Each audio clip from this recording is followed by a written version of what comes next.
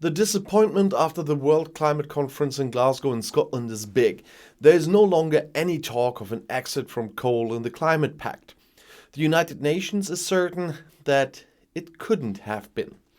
So, before dropping the hammer to seal the Glasgow Climate Pact, Alois Sharma fight back tears.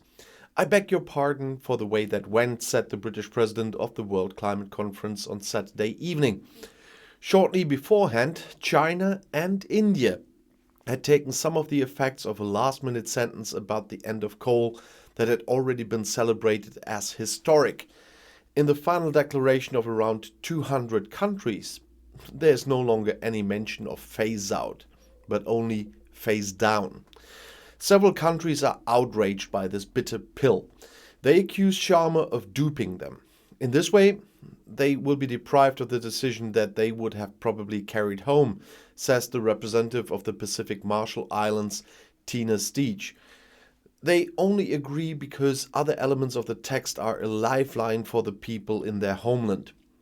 German Federal Environment Minister Svenja Schulze praised the phrase with the coal a few minutes later as earth-shattering. She's from my hometown, by the way. But you have to know, it's the first time in the history of the climate conference that coal, one of the biggest causes of climate change, is even mentioned in a treaty. What doesn't sound very specific is, in spite of everything, a diplomatic masterpiece. How much sweat and persuasiveness it takes to find the greatest common denominator among almost 200 countries becomes apparent in the last hours of the summit, when the negotiators in the plenum buzz around for hours, gesticulate and discuss the big sticking points in groups.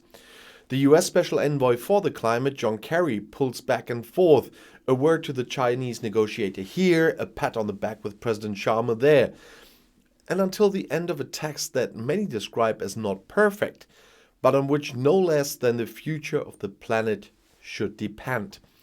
For climate activist Luisa Neubauer from Germany, the text is fraud against all young people in this world who rely on governments to take care of their future. I'm not a big fan of her anyway. In a first reaction to the German press agency, the Green members said they were cheating on all people who are already suffering from unbearable climatic consequences.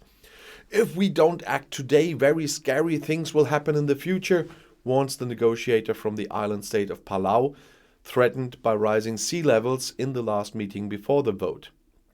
Their colleagues from the Marshall Islands recall the last, almost unsuccessful climate conference in Madrid. "Can we go back to our islands with nothing in hand? From my country, the answer is no," he said. The gap between rich and poor and what it means in the fight against the climate crisis is one of the ugly sides of the mammoth meeting with 40,000 delegates, which was extended for almost 30 hours. It is pretty bitter that at this climate conference too, the vulnerable countries were marginalized by the EU and the USA and did not receive a promise that things would really go ahead with support in dealing with the damage caused by the climate, says climate expert Jan Kowalczyk from Oxfam. There should be more money for climate protection and adaptation, but the rich countries have so far not kept their promises, he says. There's now a new pot for damage, but only technical support is to be paid from it, not for the damage itself. And so Kowalczyk says, "It's as if the arsonist says to the owner of the destroyed house, but I only pay for the architect for the new building." Without money from the rich industrial nations, which are responsible for around 80% of all emissions, not only will be there no reconstruction, but also no efficient climate protection. The bomb diffused, as host Boris Johnson declared it as the target at the beginning. Well, Glasgow does not have it. This is due to the fact that many countries had not done their homework before the summit and had not submitted any ambitious climate protection plans to the UN. A mortgage for the summit right from the start. Even Johnson himself admits that there is still very, very much to be done. "We mustn't fool ourselves, we haven't beaten climate change," said the Prime Minister in a video clip from Downing Street that night. Nevertheless, modesty does not occur to the British.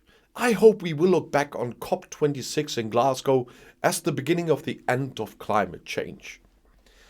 Well, of all the numbers negotiators in Scotland juggled with, one is at the center, 1.5 degrees. There is now a consensus in science that catastrophic climate consequences can only be averted if the Earth does not heat up more intensely. Maldives Environment Minister Aminat Shauna says the difference between 1.5 and 2 degrees is a death sentence for us. So, what remains of the meeting that should keep the 1.5 degree goal alive? For Greta Thunberg, the matter is clear.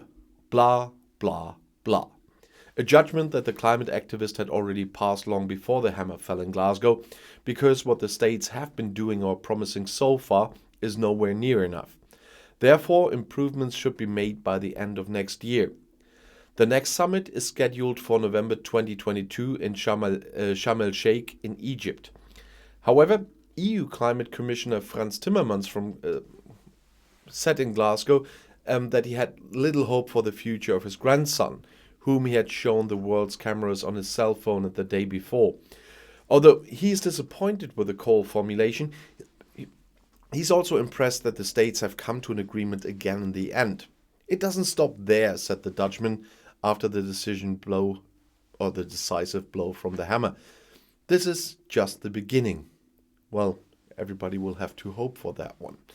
But especially with China, it's going to be complicated. And I'll see you in my next video. Bis gleich.